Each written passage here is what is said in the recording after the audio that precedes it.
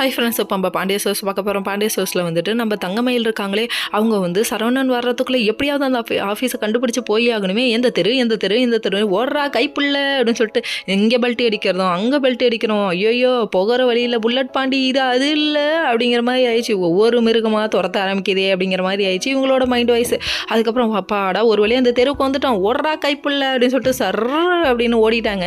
ஓடி ஆஃபீஸ் ரூமுக்குள்ளே அந்த கேட்டுக்குள்ளே போயிட்டு அப்படியே எட்டி பார்க்குறாங்க சரவணன் வராரா வரலையான்னு. அவங்க வந்ததுக்கப்புறமா அப்படியே இவங்க ஆஃபீஸ் முடிச்சுட்டு வெளில வர மாதிரி வந்ததுக்கப்புறம் அப்பாடான்னு வேர்வையெல்லாம் துடைக்கிறாங்க. என்ன மயில் இவ்வளோ வேர்க்குதுன்னு அவர் சொல்லி கேள்வி கேட்குறாரு பாருங்க. கேட்டதுக்கு இது ஒரு பதில் சொல்லுது, அதாவது லிஃப்ட் ஒர்க் ஆகலாமாம்மா, அதனால் படியில் வந்தேன்னு சொல்லி கேட்க சமூகம் பெரிய இடமோ அப்படின்றாரு. நல்லா வருவாப்பா நீயே அப்படிங்கிற மாதிரி தாங்க இருக்கு. அது மட்டும் இல்லைங்க, நம்ம சரவணன் எப்படி கேள்வி கேட்பாருன்னு எதிர்பார்த்து வந்துடுறீங்க. இந்த நடிப்பு நடிக்கிறாளே, ஐயோ ஆஸ்கருக்கு மேலே அவார்டு இல்லைம்மா உன் கையில் கொடுக்க, நடிக்காதம்மா ஓவரா அப்படின்னு சொல்லிட்டு ஒரு நடிப்பை கண்டுபிடிச்சிருவாருன்னு பார்த்தா இவர் நம்புறாரு எது சொன்னாலும். சரி விடுங்க, இது ஒரு பச்சை புள்ள கைப்புள்ள அப்படி தான் நம்ம செய்யும். அதுக்கப்புறம் வீட்டுக்கு வந்துட்டாங்க ஒரு வழியாக. இன்னொரு பக்கம் ஏதோ யாரை காமிக்கிறாங்க, அந்த மீனா ஆஸ்பத்திரியில் இருக்காங்கல்ல, அதனால் கதிர் வந்துட்டு மீனா அவங்க அம்மாவையும் வீட்டுக்கு போங்க நான் பார்த்துக்கிறேன்னு சொல்லிட்டாங்க. நம்ம பாண்டியன் ஒரு பக்கம் வந்து அவங்க சம்பந்தியை மீட் பண்ணுறாரு.